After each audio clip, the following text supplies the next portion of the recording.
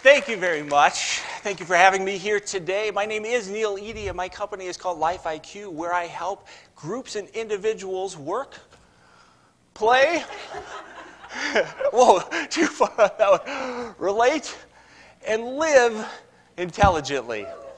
Now, the genesis of my company came over a decade ago. My wife and I were heading out to Colorado for a ski trip. And we were heading west on I-80 across Nebraska. Anyone been on that stretch? And keep in mind, this is before portable DVD players and iPads and iPods and all those kind of things. We had cell phones, but imagine this. All they did was call one another back then.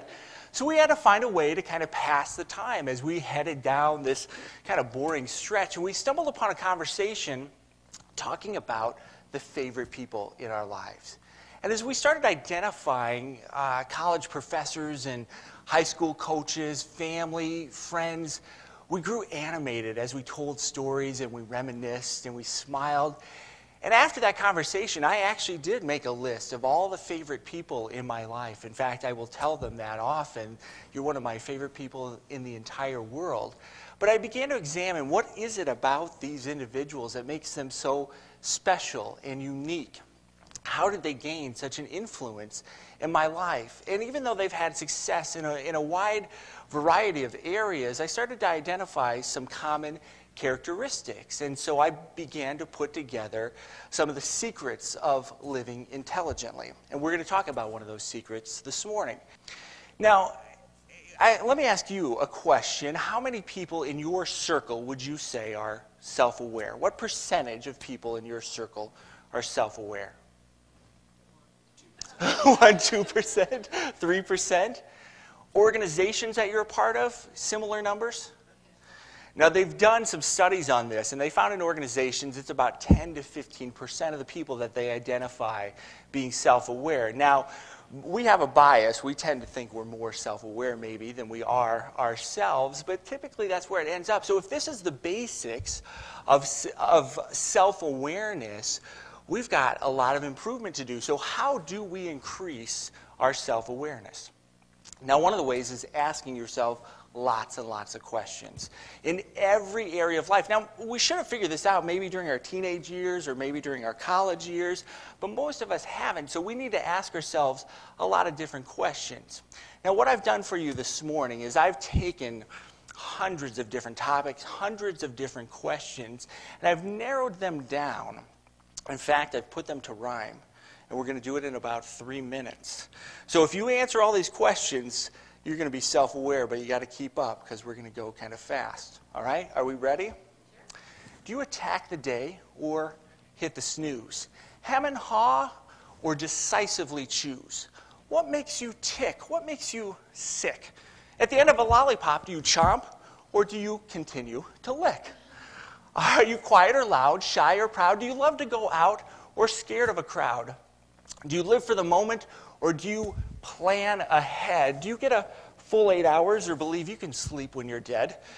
Lover of cats, lover of dogs, believer of fairy tales and kisser of frogs? Paper or plastic, table or booth, exquisite manners or occasionally uncouth? Own or rent, buy or sell, boxers or briefs or au naturel? Come through in a clutch or occasionally chokes, find your own place or live with your folks. Is the glass half empty or half full? Have you bought into the system or you're tired of the bull? Felix or Oscar, Paula or Simon, do you mind if I keep on rhyming? Tire of shoes, maker of beds, brand new clothes or secondhand threads? Is life looking up or heading south? Do you think before you speak or do you put your foot in your mouth? What are your talents? What are your strengths? Do you give up easily or do you go to great lengths? Do you fight or flight? Do you stand firm or flee? Are you usually glum or full of glee? Are you 10 minutes early or 5 minutes late? Do you meet the deadline or do you procrastinate? Lover of the arts, fanatic of sports, the Green Bay Packers, or, well, there's no other team, of course.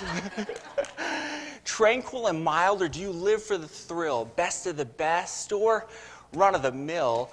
Caring and feeling, empathetic and kind, or do you have a systematic, analytical logical kind of mind? Are you laugh out loud funny or no sense of humor? What was that Arnold Schwarzenegger line? It's not a tumor. Thank you very much. Common and mundane or creative and brilliant? Are you easily discouraged or tenaciously resilient? Are you a star at work or among the rank and file? Do you normally slack off or do you go the extra mile? Do you have lots of friends, a system of support? Or are you very, very tall or very, very short? When you eat, do you rush through your meals or do you relax when you sup? Have you figured out what you want to be when you grow up? Do you throw things away or do you tend to hoard? Do you have enriching hobbies or are you easily bored? Do you stop and smell the roses? Or are you always in a hurry? Whatever may be. Or do you constantly worry? Are you always wanting more or are content with less? Do you prefer calm and predictable or do you thrive on stress? I'm nearing the end. I don't have much more. Just one request of you I implore.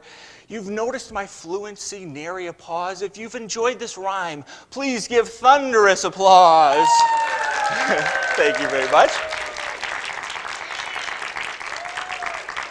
I do have another question for you, and this is going to be a little bit more to the point. Are you annoying? Are you annoying? I hate to ask that question, but anyone brave enough to say, yep, I'm annoying? Anyone sitting beside someone who is annoying? Okay, there. Now we're getting a few hands up there. But I had to break this to you. You are annoying. Every last one of you. Oh, you are annoying. We all are. And we need to know that about ourselves. It's just the way human nature works. Now, in our egocentric ways, we believe that the whole world sees things exactly like we do. But the reality is we all have different personalities and different preferences. And if someone has a preference opposite than yours, you're naturally going to annoy them. There's extroverts and introverts. When I get on a plane, I want to sit down, I want to put my headphones on, I want to listen to a podcast, I want to read. I'm an introvert. If I sit down beside an extrovert, how do they want to pass the time? Well, they want to chit-chat away, and they think, what a great way to do that. And that's not wrong in and of itself. They're not meaning to be annoying to me. They just happen to be. But they also may see me as being rude and not very polite and just putting my headphones on and not wanting to talk. So you need to tackle that.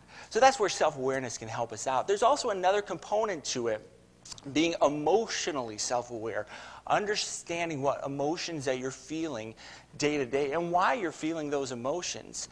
What makes you happy? What makes you gleeful? When are you irritated or annoyed?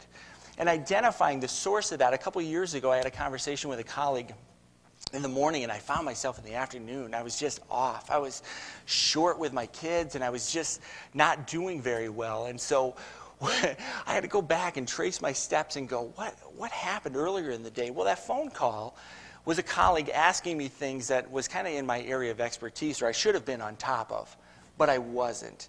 And the questions that she asked made me feel very insecure about myself because I didn't have the answers. Now, I was annoyed with her, saying, well, this isn't even her area. What's it her business? It has nothing to do with her. What's the big deal here? But I had to own that going, that's not what's going on here. The way she made me feel because I felt inadequate during that time, I had to own that piece of it as well. So there isn't an emotional piece that goes along with self-awareness. I have lots more secrets to share with you, but I'm running out of time. So if you would like to hear them, I would be happy to come back. But because I am out of time, I want to just say this. My name is Neil Ihde. My company is Life IQ. And my wish for you is to live intelligently. Thank you very much.